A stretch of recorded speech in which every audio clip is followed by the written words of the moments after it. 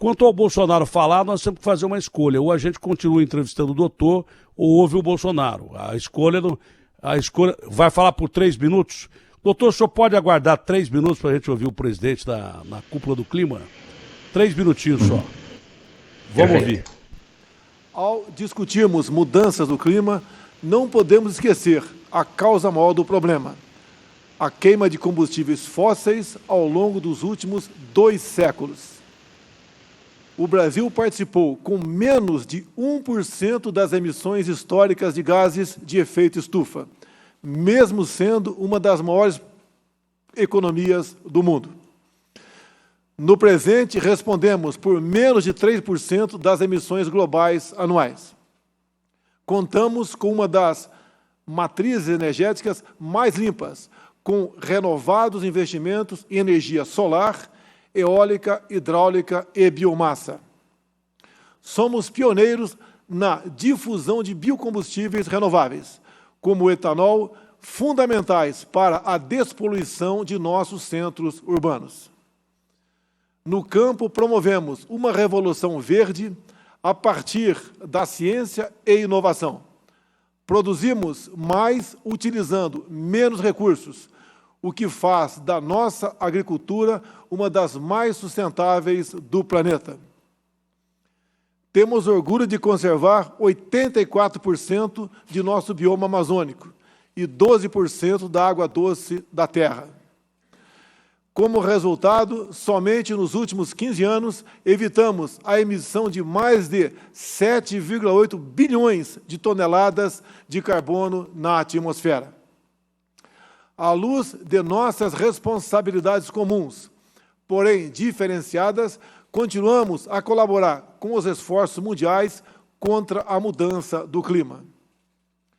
Somos um dos poucos países em desenvolvimento a adotar e reafirmar uma NDC transversal e abrangente, com metas absolutas de redução de emissões, inclusive para 2025, de 37% e de 40% até 2030.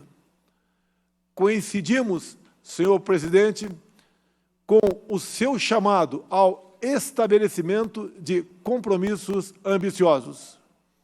Nesse sentido, determinei que nossa neutralidade climática seja alcançada até 2050, antecipando em 10 anos a sinalização anterior.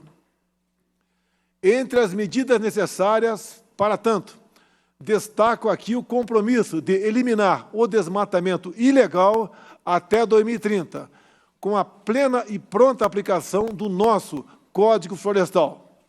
Com isso, reduziremos em quase 50% nossas emissões até essa data. Há que se reconhecer que será uma tarefa complexa. Medidas de comando e controle são parte da resposta.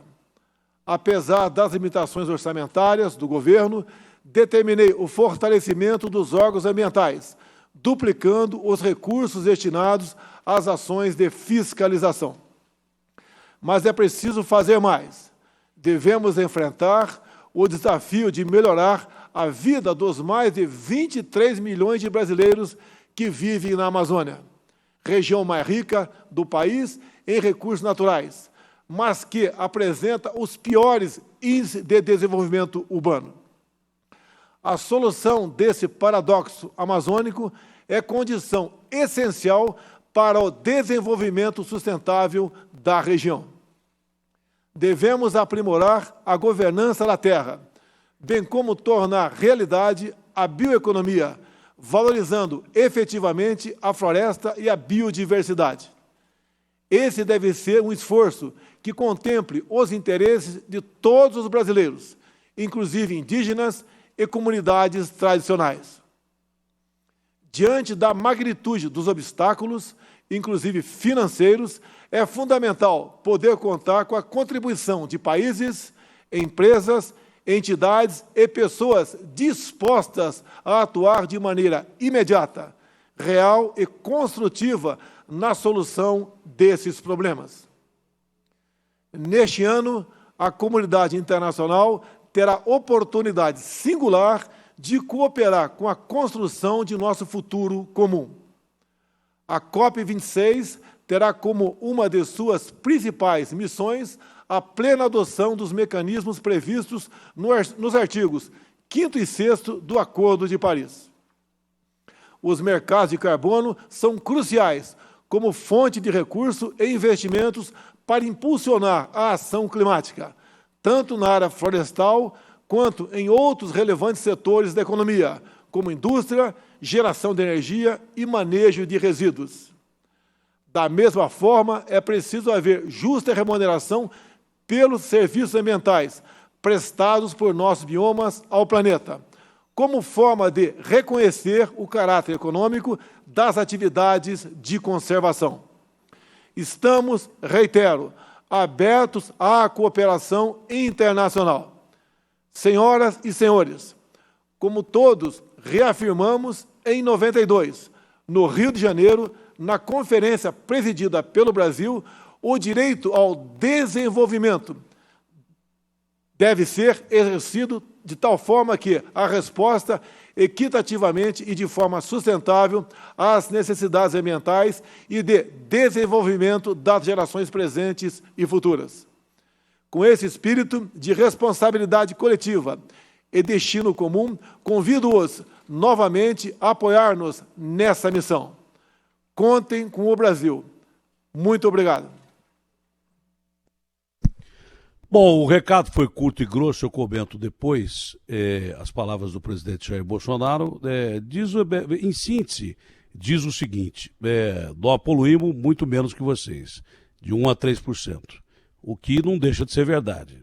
Esses gringos acabaram com florestas do mundo inteiro e querem conservar a Amazônia como o pulmão do mundo. Só que quando morria gente de falta de ar na Amazônia, não veio um cilindro de fora para ajudar, pelo menos nos dias mais críticos. A França, que torra a nossa paciência, e muito, por causa do agronegócio, com medo que a gente vá plantar soja na Amazônia, não mandou um cilindro para cá. Nisso ele tem razão.